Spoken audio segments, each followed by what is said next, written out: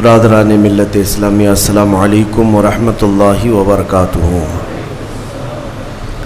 الحمدللہ الحنان المنان الذي خلق الانسان وعلمه البيان، والصلاة والسلام على رسوله سید الانس والجان وعلى آلہ واصحابہ ذوی الخیر والاحسان، اما بعد فأعوذ باللہ من الشیطان الرجیم، بسم اللہ الرحمن الرحیم۔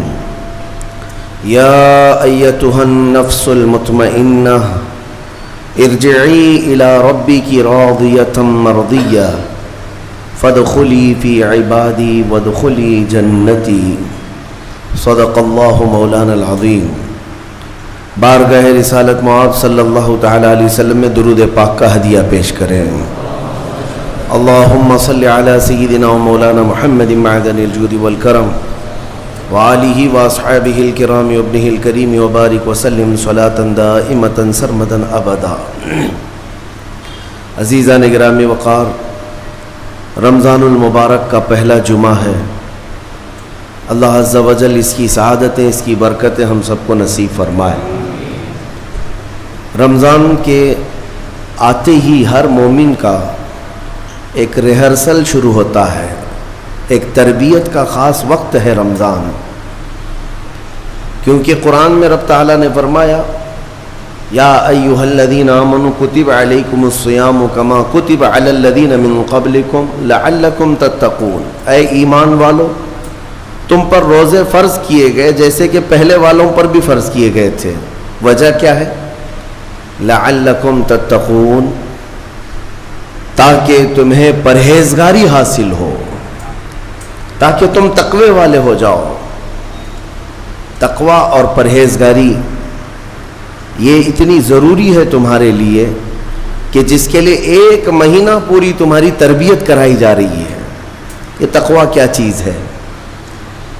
میں آپ سے اگر کہوں کہ یہ بنیاد ہے تمام اعمال کی، تقوی جو بھی عمل کریں آپ، تقوی جو ہے یہ بنیاد ہے۔ تقوی کا مطلب ہے اللہ کا خوف، اللہ کا خوف، یا جو بھی عمل کرتا ہو وہ صرف اللہ کے لیے کرتا ہو، یہ تقوی ہے۔ اور یہ ہر عمل کے لیے ضروری ہے، ہر عمل کے لیے۔ نماز میں تقوی ضروری ہے، روزے میں تقوی ضروری ہے، حج میں تقوی ضروری ہے۔ آپ دیکھیں حج کا سفر جب کرنا ہو تو رب تعالیٰ نے فرمایا وَتَزَوَّدُوا، توشہ ساتھ میں لے لینا۔ سفر پر جا رہے ہو حج کے لیے، ساز و سامان توشہ ساتھ میں لے لینا، لیکن ساتھ میں ہی کون سا توشہ اچھا ہے؟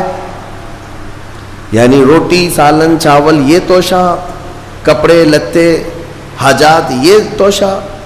خود رب تعالیٰ فرماتا ہے فَإِنَّ خَيْرَ الزَّادِ تَقْوَى، سب سے بہترین توشہ تقوی ہے۔ یہ تقوی کی ہر جگہ پر اللہ تبارک و تعالیٰ نے تاکید فرمائی۔ اب میں آپ کو بتاتا ہوں یہ رمضان المبارک جو ایک مہینہ تمہیں تربیت کے راستے سے گزارا جاتا ہے، کس وجہ سے؟ تاکہ تمہارے دلوں میں تقوی آئے۔ تقوی، اور تقوی کی سب سے پہلی جو تربیت ہوتی ہے، صوفیہ اکرام کے پاس جب کبھی کوئی طالب جاتا تھا مرید ہونے کے لیے یا خلافت لینے کے لیے، پہلے کا دور ایسا تھا کہ اولیاء اکرام سب سے پہلے اسے اپنی خانقاہ میں رکھ کر کے بھوکا اور پیاسا رکھتے تھے، کہ بھوک کو برداشت کرنا اور پیاس کو برداشت کرنا اگر تیری عادت بن گئی تو تقوی یوں ہی آ جائے گا۔ سید آل رسول مارہروی رحمۃ اللہ تعالی علیہ، مارہرہ کے بڑے پائے کے بزرگ ہیں، اعلیٰ حضرت کے پیر مرشد، ان کے پاس ایک صاحب آئے، ایک مولانا صاحب آئے خلافت لینے کے لیے۔ شام کے وقت تو پہنچے، سیدھے آتے ہی کہا کہ حضور آپ اپنی خلافت وغیرہ مجھے دے دیجئے۔ تو اس وقت ایسے بالکل بٹ نہیں رہی ہوتی تھی۔ آپ نے کہا آپ آج تو آئے ہیں، مہمان ہیں ہمارے ہاں، رک جائیے خانقاہ میں، کل کو بات کریں گے، رات ہو چکی۔ اور حضرت نے اپنے خادم سے کہا مولانا کی اچھی خاطر تواضع کرو۔ رات کو ان کو ایک کمرے میں رکایا گیا اور ان کو خوب مچھلی کھلائی گئی۔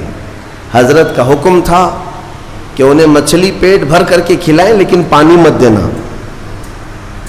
اور ایک خاص قسم کی وہاں پر مچھلی ملتی ہے اتر پردیش میں، وہ مچھلی کھلائی گئی.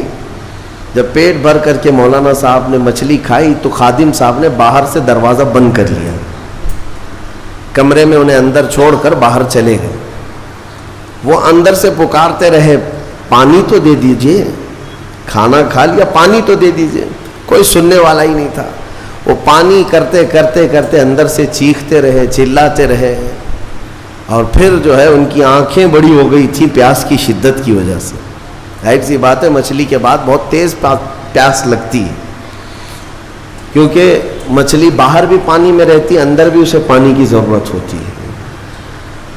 تو وہ چیختے رہے یہاں تک کہ اب برا بھلا کہنا بھی شروع کر دیا. میں نے ان کی بڑی تعریف سنی تھی لیکن مہمانوں کے ساتھ ایسی بدتمیزی، ایسا سلوک. رات بھر وہ تڑپتے رہ گئے. صبح کو جو ہے نڈھال پڑے تھے زمین پر. فجر سے پہلے دروازہ کھولا گیا. انہوں نے آؤ دیکھا نہ تاؤ، خادم کا جبہ پکڑ کر کھینچا اور لڑنے پر آ گئے ہیں. تماچے لگائے. کہا کہ یہ کوئی شرافت ہے، یہ کوئی تہذیب ہے؟ اس طرح سے کھانا کھلا کر مہمان کو بغیر پانی کے بند کر کے چلے جاتے ہو. تو حضرت اس وقت آ گئے. حضور آل رسول رحمۃ اللہ تعالی علیہ قریب آئے، پوچھا کیا بات ہے؟ کہا آپ نے ایسا ایسا ہمارے ساتھ سلوک کیا. کہا اب آپ کو پانی دے دیا جائے گا لیکن اب خلافت نہیں دی جائے گی، اس لیے کہ پانی کی پیاس برداشت نہ کر سکے اسے تقویٰ نہیں، اور تقویٰ نہیں تو خلافت کس بات کی؟ تقویٰ کئی چیزوں سے رک جانے کا نام ہے. حضرت عمر فاروق رضی اللہ تعالیٰ عنہ سے پوچھا گیا تقویٰ کیا چیز ہے؟ تو آپ فرماتے ہیں کہ یوں سمجھو کہ ایک راستہ ہے جس میں دائیں جانب بھی کانٹے ہیں بائیں جانب بھی کانٹے ہیں، سامنے تمہاری منزل ہے. دونوں راستوں سے کانٹوں سے اپنے جسم کو بلکہ اپنے کپڑوں کو بچا کر کے نکل جانا، یہی تقویٰ ہے. اور رسول پاک صلی اللہ تعالی علیہ وسلم کی ایک حدیث پاک، الحلال بین والحرام بین، فرمایا حلال بھی واضح ہے حرام بھی واضح ہے. کیا چیز حلال ہے یہ بھی پتا ہے آپ کو، کیا چیز حرام ہے یہ بھی پتا ہے. شراب حرام ہے، خنزیر حرام ہے، مردار حرام ہے، چوری حرام ہے، یہ سب تو پتا ہے. حلال بھی پتا ہے، اپنے ہاتھوں سے کمائی ہوئی چیزیں حلال ہیں. چاول، گیہوں، باجرہ، یہ سب چیزیں حلال ہیں نا آپ کے لیے. پھلوں میں بہت ساری حلال ہے، جانوروں میں جو حلال ہے وہ سب پتا ہے. تو حلال کی لسٹ بھی معلوم ہے تمہیں، حرام کی لسٹ بھی معلوم ہے. حضور پاک صلی اللہ علیہ وسلم فرماتے ہیں ان دونوں کے بیچ میں کچھ چیزیں ہیں جن کے بارے میں پتہ نہیں چلتا حلال ہے کہ حرام ہے. ان چیزوں کو چھوڑ دینے کا نام تقویٰ ہے. بعض لوگ کیا سمجھتے ہیں حرام کو چھوڑ دینا تقویٰ ہے. ارے میاں حرام کو چھوڑنا تو مسلمان کی شان ہے، ضروری ہے. تم شراب نہیں پیتے تو یہ تقویٰ نہیں ہے، یہ تو اسلام کا حکم ہے. تم جوا نہیں کھیلتے، چوری نہیں کرتے، یہ تو اسلام کا حکم ہے تمہارے اوپر. لیکن کچھ ایسے شک والی چیز سے بھی بچ جاتے ہو، اس کو کہتے ہیں تقویٰ. وہ تقویٰ ہے. تقوی کی بہت ساری مثالیں ہیں، لیکن میں آپ کے سامنے ابھی رمضان کے متعلق عرض کرنے جا رہا ہوں کہ جیسے گزشتہ میں نے ایک تفسیر میں بھی عرض کیا، بعض لوگوں کو ایسا لگتا ہے کہ رمضان میں لوڈ شیڈنگ ہوتی ہوگی، کچھ خزانے خدا میں بچت کے لیے لوگوں کو بھوکا اور پیاسا رکھا جاتا ہے، کچھ رزق بچا لیا جائے.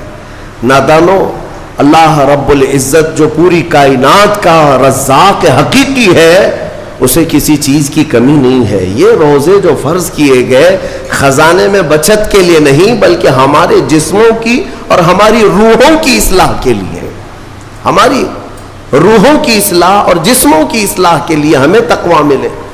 میں آپ کو بتاتا ہوں، ایک سوال میں آپ سے پوچھتا ہوں. آج رمضان میں یہ بہت ضروری ہے کیونکہ رمضان ہونے کے بعد بھی سب کو پتا ہے کہ چاند دکھتے ہی اللہ شیطانوں کو قید کر لیتا ہے، یہ سب کو پتا ہے. حدیث پاک میں بھی سرکش جنات اور شیطان دونوں قید ہو جاتے ہیں. ان کو قید کر دیا جاتا ہے, جب تک چاند نہیں دکھے گا یہ نہیں آئیں گے. لیکن جو 11 مہینے ہم بلیم ڈالتے تھے شیطان پر کہ ہم سے برائیاں ہو گئی, گناہ ہو گئی, کیوں؟ ارے شیطان ایسا کرا دیا, شیطان ویسا کرا دیا. اب رمضان میں کون کرا رہا ہے؟ شیطان تو ہے نہیں. پھر فجر میں سوتا کیوں ہے؟ بغیر نماز پڑھے ٹانگ پھیلائے ویسی نماز قضا کر رہے. کون سا شیطان تمہیں سلایا؟ ابھی تو شیطان ہے نہیں. ابھی بھی بہت سارے لوگ چوری کا کھانا نہیں چھوڑتے, بہت سارے لوگ جھوٹ, دغا, غیبت یہ رمضان میں بھی نہیں چھوڑتے. تو یہ ان کو کون سا شیطان کروا رہا ہے؟ کون سا شیطان یہ برائیاں کرواتا ہے؟ اس کے جواب کے لیے ایک چیز سمجھنا ضروری ہے. یہ بات تو مشہور ہے کہ ساری برائیاں شیطان کرواتا ہے, ابلیس کرواتا ہے نا. لیکن آپ کو وہ واقعہ معلوم ہے جب آدم علیہ السلام کو اللہ تعالیٰ نے پیدا کیا اور سارے فرشتوں سے کہا کہ سجدہ کرو. کل ہی کی تفسیر میں نے عرض کیا, اس میں ابلیس بھی تھا. ابلیس بھی اس وقت بہکا ہوا نہیں تھا, گمراہ نہیں تھا, وہ اچھا تھا. ابلیس تو بہت عبادت کرنے والا تھا اللہ تعالیٰ کی. تو اس نے اللہ کے حکم کو ٹال کر آدم کو سجدہ نہیں کیا, غرور میں کھڑا رہا, نافرمانی کیا. تو اب میں یہ سوال کرتا ہوں کہ ہر ایک کو گمراہ کرنے والا شیطان ہے, تو شیطان کو کس نے گمراہ کیا تھا؟ اس کو کس نے روکا سجدہ مت کرنا آدم کو؟ کوئی ہے بہکانے والا؟ ارے وہ تو پہلا ابلیس ہے, اس سے پہلے تو کوئی ابلیس تھا ہی نہیں, اس سے پہلے تو کوئی شیطان تھا ہی نہیں. شیطان کو کس نے روکا کہ تو بڑا ہے, تو بلند ذات والا ہے, آدم مٹی سے بنا ہے؟ یہ خیال کس نے ڈالا؟ کون سا شیطان تھا اس سے پہلے؟ یہی بات سمجھنے کی ہے. محدثین نے مفسرین نے فرمایا ابلیس کو جس چیز نے سجدہ کرنے سے روکا وہ نفس امارہ ہے, وہ نفس ہے جو آج بھی تمہارے ساتھ ہے. ہاں شیطان تو قید ہو جاتا ہے رمضان کے شروع ہوتے ہی, لیکن نفس تو ساتھ میں رہتا ہے. اب پتہ چلا کہ رمضان میں جو کچھ بھی غلطیاں یا کوتاہیاں یا گناہ کچھ لوگوں سے سرزد ہوتے ہیں تو یہ نفس کے پجاری ہیں, نفس ان کے ساتھ ہے. یہ نفس کی غلامی میں آ گئے اور نفس کے شکار ہو گئے. اسی لیے قرآن میں اللہ تعالیٰ نے اپنے رسول سے بھی یہ فرمایا اَرَأَيْتَ مَنِ اتَّخَذَ إِلَٰهَهُ هَوَاهُ أَفَأَنْتَ تَكُونُ عَلَيْهِ وَكِيلًا. اے رسول کیا آپ نہیں دیکھتے کچھ لوگ ایسے ہیں جنہوں نے اپنے نفسانی خواہشات کو اپنا خدا بنا لیا ہے, اپنی خواہشات کو اپنا خدا بنا لیا ہے. اے رسول کیا آپ ایسوں کی سفارش کریں گے, ایسے لوگوں کی وکالت کریں گے؟ یعنی رب تبارک و تعالیٰ نے فرمایا کچھ لوگ وہ ہیں جو اپنی خواہشات کی پوجا میں ہیں. کیا مطلب خواہشات کی پوجا؟ کیا مطلب ہے اپنے خواہشات کے پیچھے چلنا؟ مطلب یہی ہے کہ جو دل میں آیا اس بندے نے یہ سوچ لیا اسے کرنا ہی ہے مجھے, یہ خواہشات کے پیچھے چل رہا ہے. ہاں تمہیں آرام کی فکر ہوئی, تم نے خدا کے فرمان کو ٹال دیا لیکن اپنی نفس کی سن لیا. اللہ تبارک و تعالیٰ کا حکم کچھ اور ہے لیکن تمہاری طبیعت کچھ اور چاہ رہی ہے. رب تبارک و تعالیٰ کا حکم تھا صبح صبح تمہیں اپنے گھر بلا رہا تھا لیکن تم نے اس کی نہیں سنی, اپنے من کی سنی, اپنے نفس کی. تو یہی تو ہوا نفس کی پوجا, یہی ہے نفس کی عبادت, نفس کی پرستش, جس کو قرآن میں کہا گیا ہے کہ کچھ لوگ ایسے ہیں جنہوں نے اپنی خواہشات کو خدا بنا لیا. یہ نفس امارہ جس کے بھی اوپر حاوی ہو جاتا ہے, اچھے اچھوں کو یہ ان کا تقوی بھسم کر دیتا ہے, ایمان سے بھی دور کر جاتا ہے. اس لیے میرے عزیزوں میں جو عرض کرنے جا رہا ہوں وہ یہ ہے کہ ہمارے لیے زندگی میں سب سے بڑا چیلنج اپنے نفس امارہ سے لڑنا. آپ کو پتا ہے رسول پاک صلی اللہ تعالیٰ علیہ وسلم ایک جہاد سے جب واپس مدینے تشریف لا رہے تھے, وہ جہاد بہت سخت تھا, صحابہ زخمی تھے, بہت گھماسان کی لڑائی ہوئی تھی، لیکن جب واپس مدینے آ رہے تھے تو میرے آقا نے ایک جملہ فرمایا تھا، رجعنا من الجہاد الاصغر الى الجہاد الاکبر، اے میرے صحابہ ہم چھوٹے جہاد سے بڑے جہاد کی طرف جا رہے ہیں۔ صحابہ نے پوچھا اس سے بڑا جہاد اب کون سا ہے یا رسول اللہ؟ میرے آقا صلی اللہ علیہ وسلم فرماتے ہیں، اے میرے صحابہ اپنے نفس سے لڑنا اب یہ بڑا جہاد ہے، نفس سے لڑنا بڑا جہاد ہے۔ میرے عزیزوں، یہ خواہشات کو ہی ختم کرنا ہو، اس نفس کو اگر کنٹرول میں لانا ہو تو کیا کرو گے؟ نفس امارہ سب کے پاس ہے۔ قرآن میں مولا فرماتا ہے وَمَا أُبَرِّئُ نَفْسِي إِنَّ النَّفْسَ لَأَمَّارَةٌ بِالسُّوءِ إِلَّا مَا رَحِمَ رَبِّي، کوئی اپنے نفس سے بچ نہیں پائے گا سوائے وہ شخص جس پر میرا رب رحم فرمائے۔ اللہ کا رحم جس پر ہو گیا وہ اپنے نفس سے بچ جائے گا۔ میں آپ کو ایک دعا بتاتا ہوں، حضور پاک صلی اللہ علیہ وسلم اگر دعا کرتے تھے تو اس سے آپ کو اندازہ ہو جائے گا کہ یہ کتنی امپورٹنٹ چیز میں آپ کے سامنے کہہ جا رہا ہوں۔ کون سی؟ حضور جب دعا کرتے تھے تو یوں کہتے تھے اللہ کی بارگاہ میں، اللہم لا تکلنی الی نفسی طرفۃ عین، اے اللہ تو مجھے میرے نفس کے حوالے ایک منٹ کے لیے بھی مت دینا، تو اپنی حفاظت میں رکھ۔ حضور جب یہ دعا کرتے تھے کہ مجھے میرے نفس کے حوالے ایک منٹ کے لیے، طرفۃ عین کہتے ہیں پلک جھپکنے کے برابر، اتنے ٹائم کے لیے بھی اے اللہ تو مجھے میرے نفس کے حوالے مت کرنا، تو اپنی حفاظت میں رکھ۔ سید الانبیاء جب یہ دعا کرتے ہیں تو اندازہ کرو اے مومنو، نفس کی تباہ کاریاں کیا کیا ہیں، یہ کتنوں کو ہلاک کر دیتا ہے، کتنوں کا عمل ضائع کرتا ہے، کتنوں کا ایمان ختم کرتا ہے۔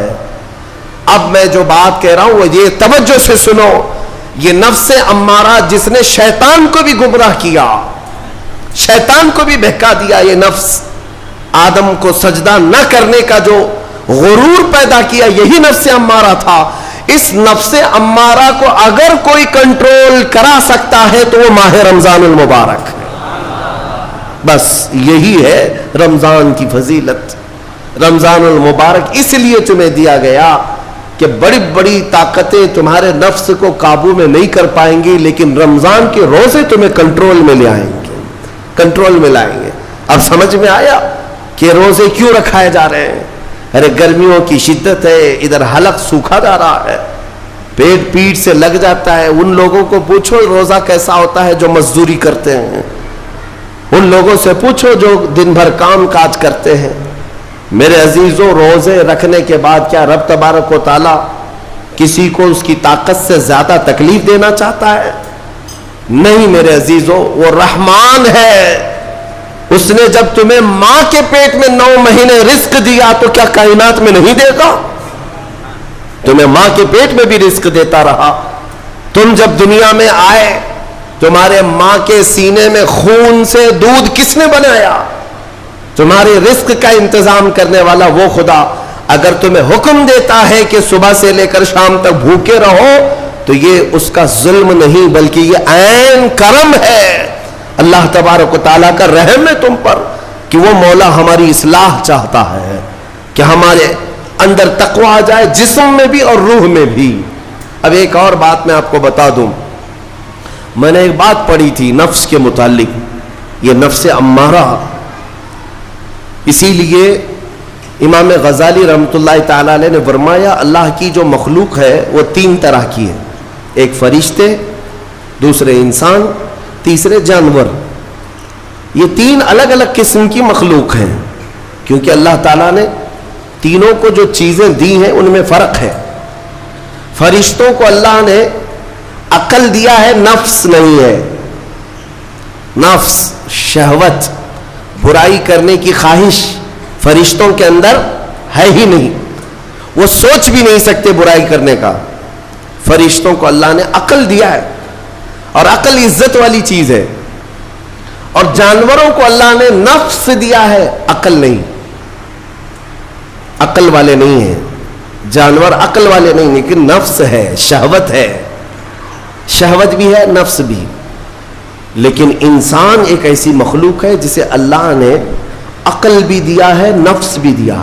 مطلب یہ ہے کہ تمہیں اللہ نے ایک چیز فرشتوں والی دی ہے, ایک چیز جانوروں والی بھی دی ہے, دونوں تمہارے اندر ہے, عقل بھی ہے, نفس بھی ہے. لیکن امام غزالی فرماتے ہیں توجہ, جو بندہ نفس ہونے کے باوجود گناہوں سے اپنے آپ کو بچا لیا, وہ بندہ فرشتوں سے بھی افضل ہے. کیوں؟ فرشتے اس لیے بچے ہوئے ہیں کہ ان کے پاس نفس ہے ہی نہیں, اور تم بچ رہے ہو تو کمال کی بات ہے. نفس ہوتے ہوئے بھی گناہ سے بچ گیا تو اس انسان کا مقام فرشتوں سے بھی اعلیٰ ہے. لیکن ساتھ ہی امام غزالی یہ بھی فرماتے ہیں عقل ہونے کے باوجود اگر گناہوں سے نہیں بچتا تو پھر وہ جانوروں سے زیادہ ذلیل ہے, کتے اور خنزیر سے بھی گیا گزرا ہے. کیونکہ جانور تو بیچارہ معذور ہے, اسے عقل نہیں ہے, نفس ہے. تمہارے پاس عقل ہے, اس کے باوجود حرام کاریاں کر رہے ہو تو جانوروں سے زیادہ گر گئے. فیصلہ تمہارے ہاتھ میں ہے کہ تم کون سی زندگی گزارنا چاہتے ہو, کون سی, کہ تم نفس کے پجاری بن جاؤ یا عقل کا صحیح استعمال کر کے فرشتوں والی صفات پر عمل کرو. عزیزان گرامی وقار, نفس اور عقل یہ جو دو چیزیں ہیں ان کو میں آپ کے سامنے تھوڑا سا کھول کر کے عرض کرتا ہوں. عقل جو ہے عزت والی چیز ہے, جسے بھی دی گئی ہے وہ عزت والا ہے. کیوں عزت والی ہے یہ عقل؟ پوری دنیا میں عقل کا ہی تو کمال ہے. جس کے پاس عقل ہے وہ بادشاہ ہے, جس کے پاس عقل ہے وہ لوگوں کو ہانکتا ہے, پوری دنیا کو ادھر سے ادھر کر سکتا ہے. عقل اور نفس جو ہے, نفس برائیوں کی طرف بلانے والا, عیاشی کی دعوت دینے والا, موج مستی کرانے والا اور اپنے آپ کو تباہ کروانے والا. اچھے بھلے نوجوان 25 سال کی کڑیل جوانی ہے, کون ہے جو انہیں نشے کے اڈے پر لے جاتا ہے؟ کون ہے جو ان کو تباہ و برباد کرتا ہے؟ نوجوان کو اچھی طرح سے معلوم ہے کہ میں کوکین, افیون, ہیروئن لوں گا تو میرے جسم کے ساتھ کیا ہوگا, اسے معلوم ہے. لیکن اس کے باوجود عیاشی کروانا یہ نفس کی عادت ہے. کسی کے اوپر نفس غالب آتا ہے, کسی کے اوپر عقل غالب آتی ہے. عقل جس کے اوپر غالب آ گئی وہ اچھا آدمی ہے, نفس جس کے اوپر غالب آ گیا وہ شیطان کا پجاری ہو گیا, نفس کی سننے والا. اب یہ دونوں جو چیزیں ہیں میں بتاتا ہوں آپ کو. روایت میں ملتا ہے کہ جب اللہ نے عقل کو بھی پیدا کیا اور نفس کو بھی پیدا کیا تو اپنے سامنے حاضر کیا, عقل سے پوچھا کہ اے عقل بتا میں کون ہوں اور تو کون ہے؟ عقل نے کہا یا ربی انا عبدک وانت ربی, اے اللہ میں تیرا بندہ ہوں اور تو میرا رب ہے. عقل نے کیا کہا؟ میں تیرا بندہ ہوں اور تو میرا رب ہے. اللہ نے عزت سے نوازا, اقرار کیا نا بندہ ہونے کا, عقل نے اقرار کیا. پھر نفس کو بلایا, نفس سے پوچھا بتا میں کون ہوں اور تو کون ہے؟ نفس نے کہا انت انت انا انا, تو ہے میں ہوں. یہ غرور تھا نفس کے اندر, یہ گھمنڈ تھا نفس کے اندر کہ میں ہوں. نفس جس کے اندر غالب آتا ہے وہ آج بھی یہی کرتا ہے, میں ہوں, کسی کے سامنے کیا جھکنا ہے. تو حکم ہوا کہ اس نفس کو 100 سال جلایا جائے. 100 سال جلایا گیا, اس کو عذاب دیا گیا نفس کو. 100 سال بھگتنے کے بعد, آگ کی تپش بھگتنے کے بعد اسے پھر لایا گیا نفس کو. اللہ تعالیٰ نے پوچھا اے نفس بتا میں کون ہوں اور تو کون ہے؟ نفس نے کہا انت انت انا انا, تو ہے میں ہوں. غرور نہیں ٹوٹا, گھمنڈ نہیں ٹوٹا. حکم ہوا اللہ کی طرف سے فرشتوں کو, اس نفس کو اب 100 سال تک بھوکا اور پیاسا رکھا جائے, کوئی چیز نہ دی جائے. اسے سخت سزا دی گئی, بھوک اور پیاس کی نفس کو کوئی چیز نہیں دی گئی. 100 سال کے بعد پھر اس کو حاضر کیا گیا, پوچھا گیا بتا کون ہوں میں؟ نفس نے کہا اے اللہ تو میرا خدا ہے, میں تیرا بندہ ہوں. فرمایا بزرگوں نے کہ نفس کو اگر کوئی جھکا سکتا ہے تو وہ بھوک ہے, اسی لیے مولا نے رمضان کے روزے تم پر فرض فرمایا. نفس کو جھکا سکتے ہو, نفس کو کنٹرول میں لا سکتے ہو تو بھوک کے ذریعے سے. ہاں یہ بھوک اور پیاس یوں ہی نہیں دی گئی ہے. دنیا اگر سمجھتی ہو کہ مسلمانوں کو یہ بھوکا اور پیاسا رکھوایا جا رہا ہے تو انہیں کیا خبر ہے کہ روح کسے کہتے ہیں, نفس کسے کہتے ہیں. جو آلریڈی غلاظت میں پڑے ہوئے انہیں کیا سمجھ ہے. لیکن الحمدللہ ہمارا تصور ہے آخرت کا, ہمارے ہاں تصور ہے جنت کا, ہمارے ہاں تصور ہے جہنم کا, اللہ کی بارگاہ میں حساب کا. اس لیے ضروری یہ بن پڑتا ہے کہ ہم اپنی دنیا میں ہی اصلاح کریں. میرے عزیزوں, اس نفس کی جو تباہ کاریاں ہیں اس سے بچنا ہر نوجوان کے لیے ضروری ہے. تم روزوں کو ہلکے میں مت لو. اس سے پہلے بھی میں کہا کرتا تھا, آج پھر سے میں ریپیٹ آپ کے سامنے کہتا ہوں, مسلمان کے لیے روزے جو فرض کیے گئے آپشنلی نہیں ہے میرے عزیز. یہ آپشنلی نہیں ہے, اختیاری نہیں ہے. جسے چاہے وہ رکھے, جسے چاہے وہ چھوڑے. ہاں ہمارے یہاں معاشرہ ایسے ہی ہے نا. ہاں صبح اٹھ کر کے لوگ پوچھتے رہتے روزہ ہے, روزہ ہے. کیوں پوچھ رہے ہو روزہ ہے؟ مسلمان ہے تو روزہ فرض ہے, روزہ فرض ہے. اگر میں آپ کو پوچھوں اچھا لگے گا؟ انسان ہو اچھا لگے گا. سامنے دکھ تو رہا ہے انسان ہے, پھر کیا پوچھنا ہے. مسلمان کے لیے روزہ ایسا ضروری ہے جیسے اس کے لیے انسان ہونا ضروری ہے. وہ روزے چھوڑتا کیوں؟ ہاں چند ہی چیزیں ہیں جہاں تخفیف دی گئی ہے شریعت میں. وہ سفر ہے یا مرض ہے, ایسا مرض کہ جس سے وہ نہیں برداشت کر پاتا, اس میں اللہ تعالیٰ نے اسے چھوٹ دی ہے, رخصت دی ہے. یا حاملہ عورت ہے, یا دودھ پلانے والی عورت ہے, یا پھر اب بہت سارے لوگ ایسے ہیں جو ہٹے کٹے ہیں, تندرست ہیں, توانا ہیں, روزے چھوڑے ہوئے ہیں.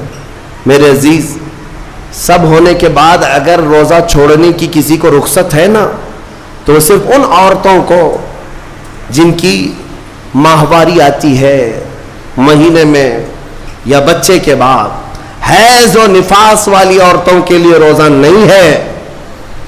تو میں ان لوگوں سے پوچھتا ہوں, کیا تمہاری بھی ایسی کیفیت ہے جو تم روزہ چھوڑے گھوم رہے ہو؟ ناپاک ہو, ناپاکی آئی ہے؟ نہیں ہے تو پھر کیوں روزہ چھوڑتے ہو؟ ایک روزے کو چھوڑنے کی سزا حدیث میں بتائی گئی 900 سال دوزخ میں رکھا جائے گا. 900 سال. اب کیلکولیٹ کرو, اگر تمہاری زندگی کے روزے قضا ہیں تو کتنے 100 سال جائیں گے. اسی لیے میرے عزیزوں, جب تک طاقت ہے روزے فی الحال کے رکھو ہی رکھو. اگر پیچھے کے چھوٹے ہیں تو اسے بھی پہلے کمپلیٹ کر لو, ورنہ قیامت کے دن کی سزائیں نہیں برداشت کر پاؤ گے, بھگت نہیں پاؤ گے. یہ ہم جو بار بار کہتے ہیں آپ کے روزہ رکھنے سے میرا کیا ہے, ہم تنبیہ صرف اس لیے کرتے ہیں کہ قیامت کے دن اللہ تعالیٰ کے عذاب میں گرفتار نہ ہو جاؤ, عذاب میں گرفتار نہ ہو جاؤ. اور ہمارے بزرگوں نے ہمیں تعلیم دی ہے کہ اللہ تعالیٰ جب 11 مہینے کھلاتا پلاتا ہے, اور وہی مولا 1 مہینہ اگر حکم دے تو یہ کس قدر بندے کی ناانصافی ہے کہ اپنے مولا کے حکم کو پیٹ پیچھے ڈالتا ہے اور پھر کھاتا پیتا رہتا ہے. کیا اسے اپنے رحمان کی رضا کی اتنی بھی فکر نہیں ہے کہ یہ میرے مولا کی رضا ہے روزہ؟ اسی لیے تو اس مولا نے فرمایا روزہ میرے لیے ہے اور اس کی جزا کچھ نہیں, میں خود بندے کا ہو جاؤں گا. الصوم لی وانا اجزا بہ.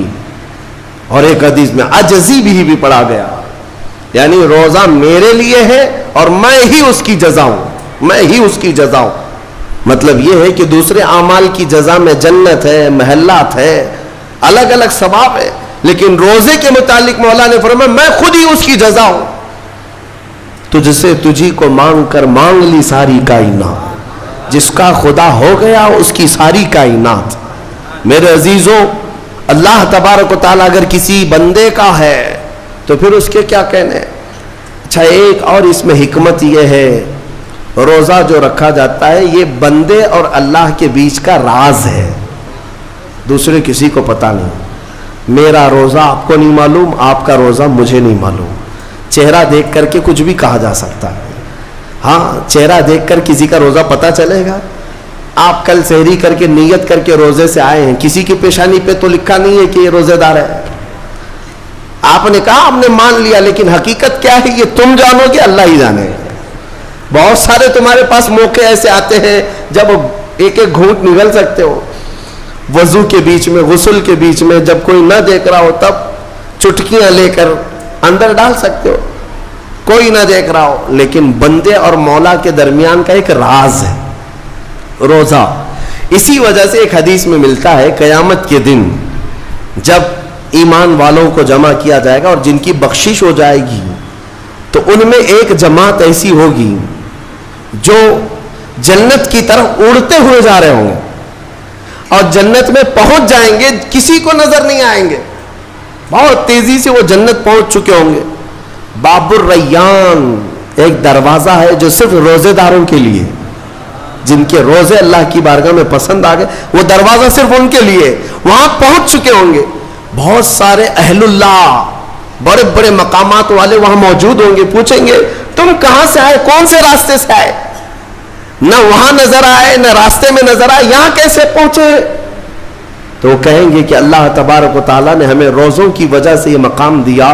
رب تعالیٰ کی طرف سے ارشاد ہوتا ہے کہ ان بندوں نے دنیا میں جو روزہ رکھا تھا وہ سب سے چھپا ہوا تھا, کسی کو پتہ نہیں تھا روزہ ہے یا نہیں.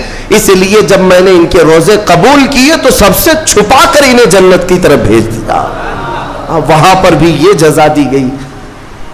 میرے عزیزوں, فضیلتیں بہت ساری ہیں, سب کو پتہ ہے, لیکن میں جو کہہ رہا ہوں وہ یہ ہے کہ اگر اپنے نفس کو کنٹرول میں لانا ہو تو یہ روزے شرط ہیں. ایک صحابی حضور کی بارگاہ میں آئے, جوان تھے, کہا کہ یا رسول اللہ صلی اللہ علیہ وسلم, جوان ہو چکا ہوں, شادی کی عمر ہے, لیکن شادی کرنے کی طاقت نہیں, مال نہیں, اسباب نہیں, کیا کروں؟ شادی نہ کریں تو گناہوں کی طرف چلے جائیں, خواہشات ہیں انسان کی. تو جانتے ہیں میرے آقا صلی اللہ تعالیٰ علیہ وسلم نے کیا فرمایا کہ اگر استطاعت ہے تو شادی کر لے ورنہ روزہ رکھ لے. شادی کے بدل ڈائریکٹ کون سی چیز؟ روزہ. فرمایا اس لیے کہ روزہ تمہاری شہوت کو ختم کرتا ہے, تمہارے اندر صبر قائم کرتا ہے. عزیزان گرامی, حدیث پاک کا یہ مفہوم میں آپ کے سامنے رکھ رہا ہوں. تربیت میں میرے آقا نے ان نوجوانوں سے کہا جن کی شہوت غالب ہے, جو گناہوں کی طرف زیادہ جا سکتے ہیں, ان کے لیے فرمایا گیا وہ روزہ رکھیں, کنٹرول میں رہیں گے. صرف رمضان کا ہی نہیں, سال میں اور بھی دنوں میں روزہ رکھو تاکہ تمہارا نفس قابو میں رہے, کنٹرول میں رہے. میں چند مہینے پہلے کچھ نوجوانوں کی کثرت کو دیکھ رہا تھا جو اپنے جسم کو شیڈول بنانے کے لیے, مینٹین کرنے کے لیے ڈائٹ پلان تیار کر رہے تھے. تو اس میں ایک بہت ہی بڑے ڈاکٹر ہیں جنہوں نے ڈائٹ پلان دیا, تو اس میں انہوں نے مینشن کیا کہ ہفتے میں ایک دن بھوکا رہنا چاہیے, صبح سے شام تک. وہ نان مسلم ہے. میں نے پوچھا تھا کہ یہ آپ کے ڈائٹ پلان میں کس لیے ہے, تو انہوں نے اس کی سائنٹیفک وجہ بتائی کہ ہفتے بھر میں ہم جو کچھ بھی کھاتے ہیں, کچھ ایسی چیزیں جمع ہو جاتی ہیں جن کو پگھلنے کا موقع ہی نہیں ملتا, ہم بار بار کھاتے رہتے ہیں, اس پر چیزیں جمع ہوتی رہتی ہیں. ایک دن ہفتے میں اگر اپنے پیٹ کو خالی چھوڑ دیا جائے تو فاسد مادے گل کر کے باہر نکل جائیں گے اور صحت ہمیشہ صحیح رہے گی. یہ دنیا کہہ رہی ہے. میرا مولا بغیر حکمت کے کوئی چیز تم پر فرض نہیں فرماتا. جس نے ہمارے جسموں کو بنایا, جس نے ہماری روح کو بنایا, وہی زیادہ بہتر جانتا ہے کہ ہمارے حق میں کیا چیز اچھی ہے. اس لیے اے میرے عزیزوں, اب ان نفس کے خلاف جو باتیں میں نے عرض کی ہیں, نوجوانوں, آج تمہارے لیے نہیں پوری زندگی کا سب سے بڑا چیلنج ہے, سب سے بڑا چیلنج. جو اپنے نفس امارہ سے بچ گیا وہ صحیح سلامت دنیا سے چلا گیا, ورنہ موت کے وقت بستر پر روح نکلنے سے پہلے بھی نفس امارہ بہکاتا ہے. یہ شیطان کا قریبی دوست ہے.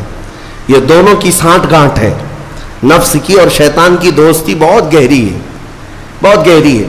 اسی لیے تو شیطان جاتا ہے تو نفس اس کا کام کرتا رہتا ہے. دونوں مل کر کے انسان کو تباہ و برباد کرتے ہیں. لیکن اس کے باوجود اگر آپ بچے ہیں تو یہ اللہ کا فضل ہے تم پر, اللہ کا فضل ہے. میں بنی اسرائیل کے ایک شخص کے متعلق پڑھا تھا, بڑا عبادت گزار شخص تھا. وہ اپنے صوما کہتے ہیں جس میں عبادت کرتے ہیں، بنی اسرائیل کا وہ عبادت گزار شخص قریب 80 سال تک عبادت کیا اور باہر نہیں نکلا. شہر میں سب سے زیادہ مقبول، ہر ایک اس کے پاس دعائیں کرانے کے لیے آتے تھے. اتفاق سے اس گاؤں میں ایک گھر کے 4 بھائی تھے، وہ تجارت پر جا رہے تھے، ان کی تنہا بہن تھی گھر پر. چاروں نے سوچا ہم تجارت پر جا رہے، اپنی بہن کہاں چھوڑیں.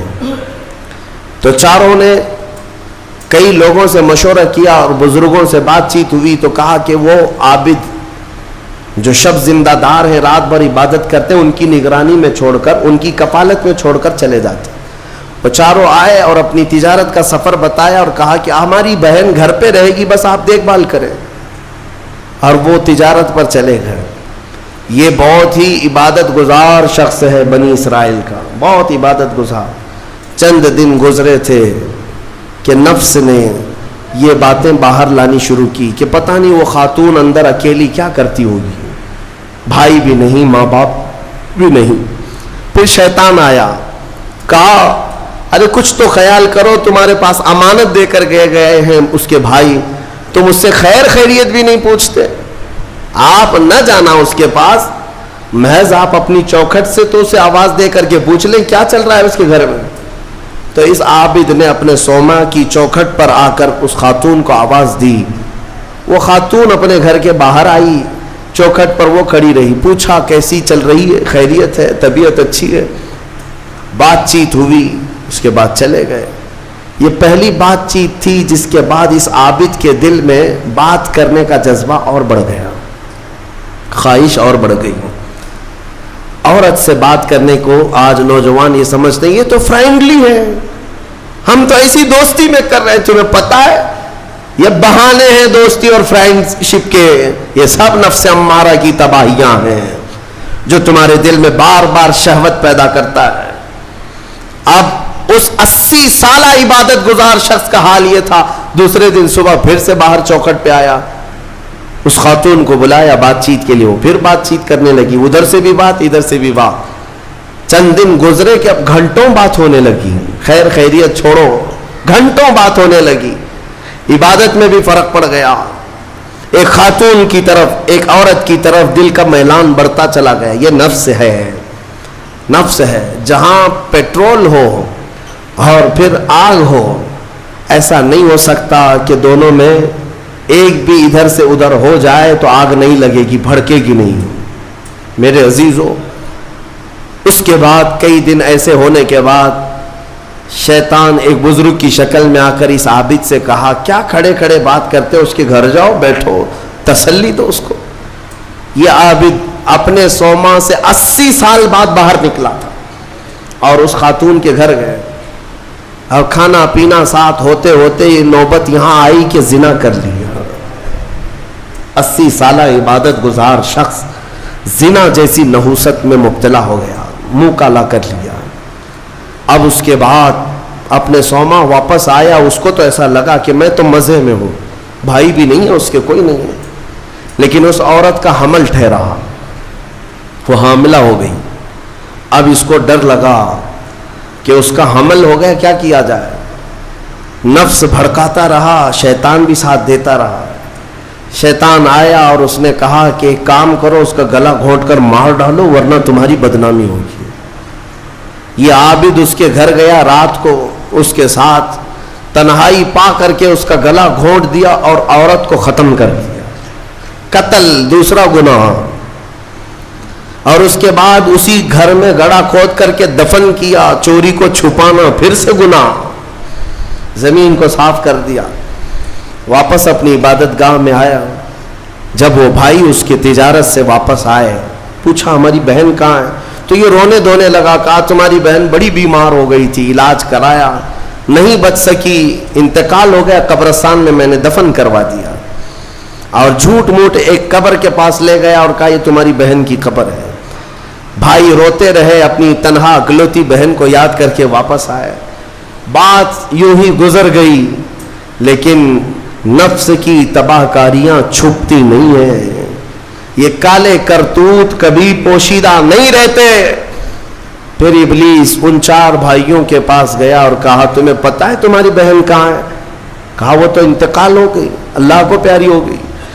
کون کہا؟ کہا اس عابد نے کہا۔ کہا وہ جھوٹ بولتا ہے، اس نے تمہاری بہن کے ساتھ منہ کالا کیا، زنا کیا اور گلا گھونٹ کر مارا اور اسی گھر کے اندر دفن کیا ہے، کھود کر دیکھ لو۔ ابلیس نے ان بھائیوں کو سب بتایا، اور جب ان بھائیوں نے زمین کھودی تو لاش سڑی گلی موجود تھی۔ اللہ اکبر! اب زمین کے پیروں کے نیچے زمین کھسک گئی۔ کیا اللہ والا ایسا بھی کر سکتا ہے؟ اتنا عبادت گزار؟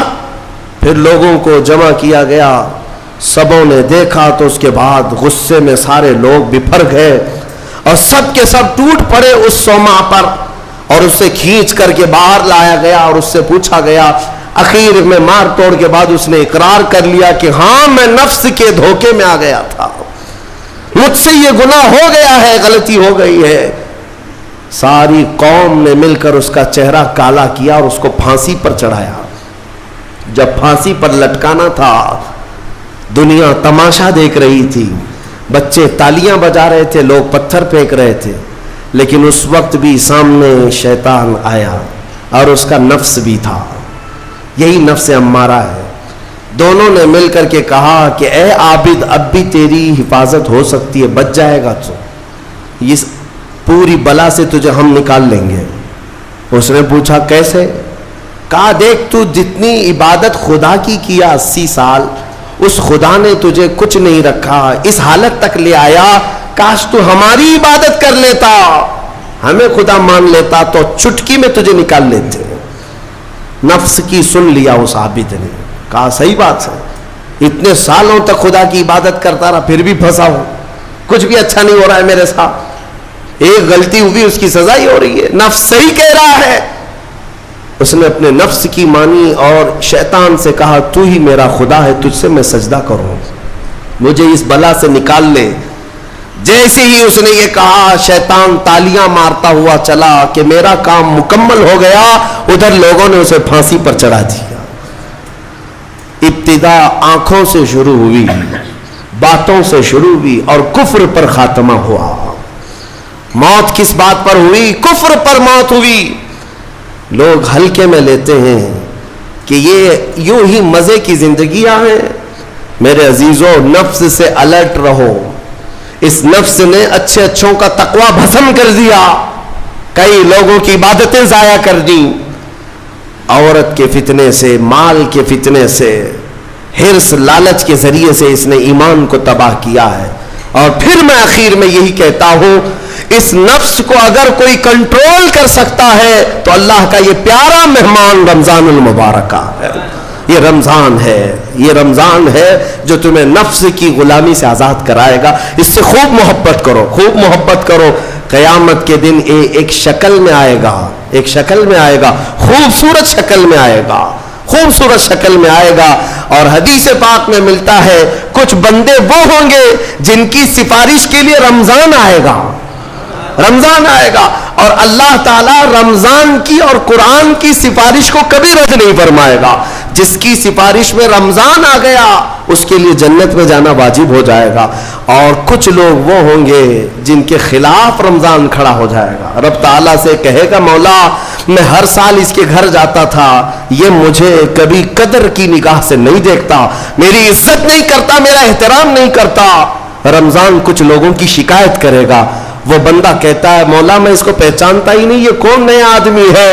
مولا فرمائے گا یہ میرا مہمان رمضان ہے جو ہر سال تیرے گھر آتا تھا، تو بے قدری کرتا تھا، بے احترامی کرتا تھا، اور آج رمضان تیرے خلاف کھڑا ہو گیا، اس لیے تجھے جہنم میں جانے کا پروانہ دیا جاتا ہے۔ میرے عزیزو، رمضان کو اپنے خلاف سفارشی نہ بناؤ، رمضان کو اپنا حمایتی بناؤ، اس سے محبت کرو، اس رمضان کی قدر کرو، احترام کرو۔ اپنے گھروں میں جس طرح کسی باہر کے آئے ہوئے مہمان کی عزت ہوتی ہے، رمضان کی عزت ہونی چاہیے۔ گھروں میں خرافات نہ ہو، بے حیائیاں نہ ہو، بچوں کو بار بار اس بات پر ٹوکو کہ بیٹا بری بات نہ کرے، رمضان ہے، اللہ کا مہینہ ہے، ہمارے بزرگ ہمیشہ یہی کہا کرتے تھے، کسی کو مارنے نہیں دیتے تھے کہ روزہ ہے، رمضان ہے، ہاتھ نہیں اٹھانا. گالی دیتے تو کہتے کہ بیٹا رمضان چل رہا ہے، گالی مت دے. یہ ہے رمضان کے احترام کے طریقے. آج یہ ہمارے معاشرے سے جا رہے ہیں. اسی لیے میں کہتا ہوں ہر بات پر تاکید کرو اپنے بچوں کو کہ رمضان ہے، رمضان ہے. اور انشاءاللہ العزیز یہ رمضان ہماری سفارش کرے گا اور مولا اس کی سفارش پر ہمیں جنت عطا فرمائے گا. وآخر دعوانا الحمدللہ رب العالمین.